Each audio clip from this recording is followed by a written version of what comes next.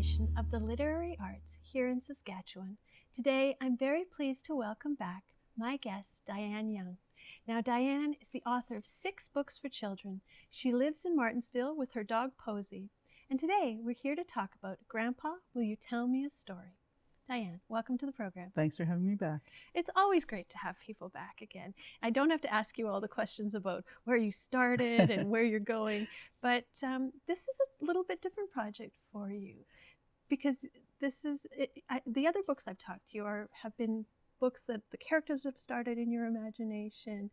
The story is fully your own, but this is a little different. It is. This story originally I wrote quite a while ago.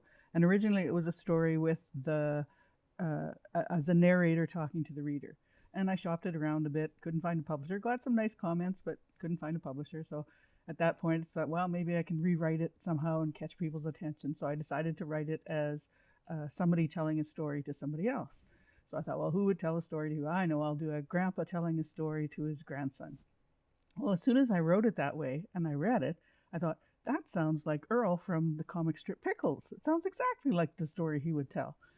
Then I didn't think anything of it again. Then a little later I looked at it again, same reaction. So I thought, well, what's the worst that could happen? I should send it to this guy, see what he says. Maybe, I wonder if he'd be interested in doing a kid's book, because it would be a heck of a lot easier to get somebody to publish it if I had the Pickles guy doing the illustrations. So I looked him up on Facebook and sent him a message saying, you know, I've written this story and it always reminds me of Earl and Nelson. Just wondering if you'd, mind looking at it. So he's a very nice man, and he sent an email. Sure, I'd love to see it. Why don't you send it to me? So I sent it to him, and I thought, well, I'll probably never hear from him again, but he probably says that to everybody. But at least I'll never wonder what would have happened if I would have sent it to him. If he says no, whatever. So then he sent an email back saying he loved it, and did I have a publisher for it? And I said, no, not. I'm ever hopeful, but not yet. And so then he asked the strangest question I've ever heard. Would you mind if I showed it to my publisher? Would I mind? Oh, that would be fine if you would like to show it to your publisher, which he did, and they liked it as well. So they decided to go ahead with it. And so using his characters and my story, and this is the first Pickles children's book that has come out. Wonderful. And so what's his name again? Brian Crane. Brian Crane. Yeah, he has the Pickles comic strip in over 1,000 newspapers in the world, and lots of people love Earl and Opal and Nelson and the rest of the crew. And so I was just thrilled that he agreed to do this and that I got to be part of it. So does that mean that with that audience of readers all over the place, has that opened up the audience for the book as well? I hope so. I never really follow how books sell as much, because once they're done, then I'm kind of just happy. So I'm okay to, I hear it's going well, so that's good. And I know that people that love the comic strip will love the book as well.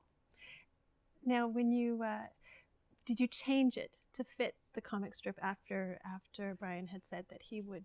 The only change we made is in one of the characters. Rather than I had written a character as the janitor, and they decided to use a hot dog vendor instead. Made no difference. It was fine. So wonderful. That was the only change that was made.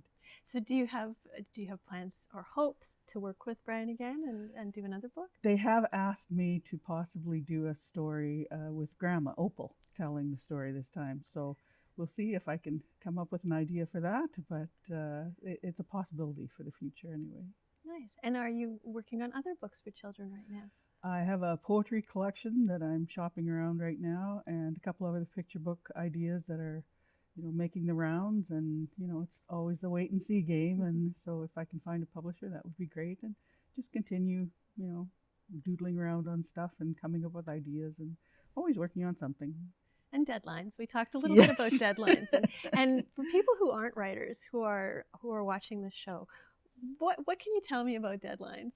Deadlines are wonderful things because you have to get something done by then.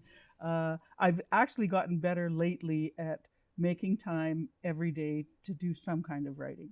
And the way I accomplish it is I have a friend who's also a writer, and we check in with each other every night and say, did you write today? And, I did this. And if it's just me that I'm going to disappoint by not getting anything writing done, then that's okay. But when I have to admit to somebody else, oh no, I never got around to it, then makes me a little more accountable. And so that's kind of my deadline, that every day before I go to bed, I better have written something, or at least tried or researched or done something writing related. So that's really helped. I've gotten a lot done since I started doing that. Well, and that's really wonderful to hear, because so much of what writers do is solitary, and community is so important in that accountability and productivity. Yeah, absolutely. Yeah. So where do you find community as a writer? I belong to a children's writing group.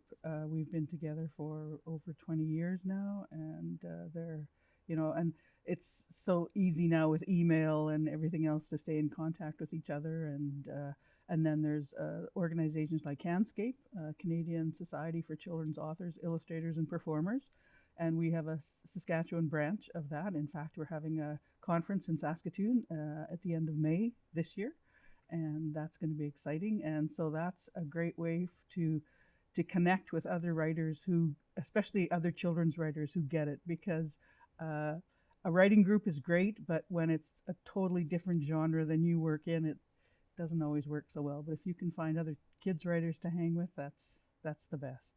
Well, and you also write for adults as well. I do. And so when you go from adult project back to children's project, is there something that you had to switch in your brain again, or did you find that easy to do? It is tougher because the adult stuff I'm doing is around grief, and so it's a very different mindset. And so sometimes it does take a while to be able to switch back and forth between one and the other, because, like you say, your mindset's totally different. And the joy and the happiness that you would write for with kids is very different than the understanding and more seriousness of grief. So when you think about this new book, this exciting new book, and this partnership, is there something that you learned, something you did differently this time that you haven't done in the past? It just reaffirmed my idea that you never know unless you try. I mean, and I tell that people all the time. They say, "Oh, I'd love to write a book someday." Then do it. You never know unless you try. And it may go somewhere, it may not. The first one may not go somewhere, but the next one might. And so that's my motto in life, that you never know unless you try. Well, and where can people get this book? This book's available at McNally Robinson and in Saskatoon, and online and through Amazon, and online through my bookstore, which is diannesbookstore.bigcartel.com.